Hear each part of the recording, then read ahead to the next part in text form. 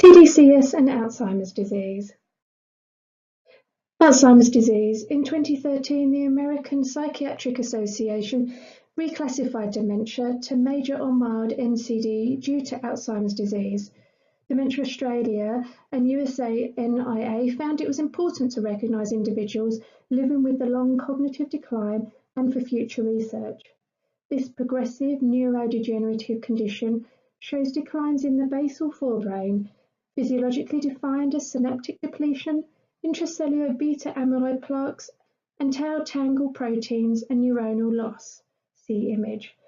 Cognitive declines are shown in the speed of information processing, memory, task switching, attention, perceptual spatial functions, language, etc., and behavioural effects include agitation and depression.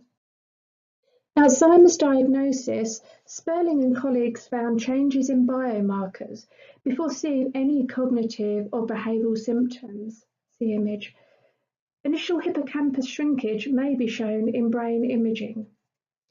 tDCS and Alzheimer's. Through studies in mild NCD, cognitive mapping has shown correlation between particular atrophy and area. Left temporal lobe, naming decline, bilateral frontal, executive dysfunction and language changes, which can then target the tDCS treatment. tDCS is a non-invasive brain stimulation to enhance neuroplasticity.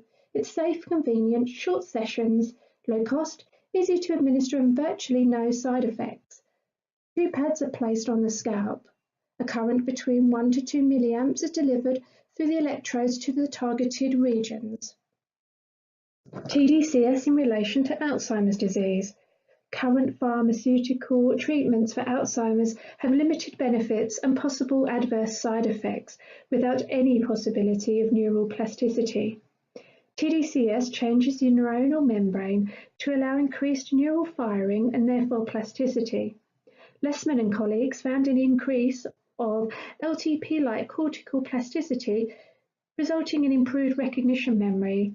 Bourgeois and colleagues found tDCS on temporal cortex and left dorsolateral prefrontal cortex, and improvements were found in visual recognition, working and reduced false memories, and visuospatial skills.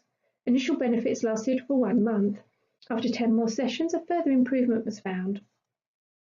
Bicet and colleagues found improvements in immediate and delayed recall and the general stabilisation of cognitive ability. This was through supervised tDCS at home. Kadir and colleagues also found sustained cognitive improvement at least 2 months post-treatment.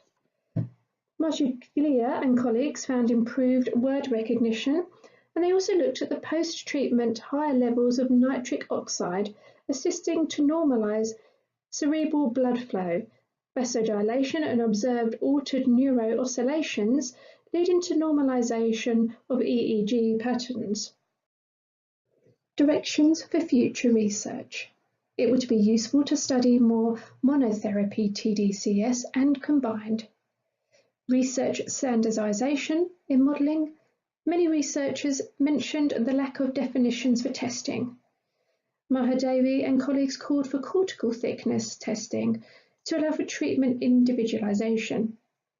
Longitudinal studies for treatment, maintenance, and follow-up effectiveness. Could tDCS be considered as a preventative treatment? High-definition tDC testing, more precise targeting, but would this change treatment outcomes?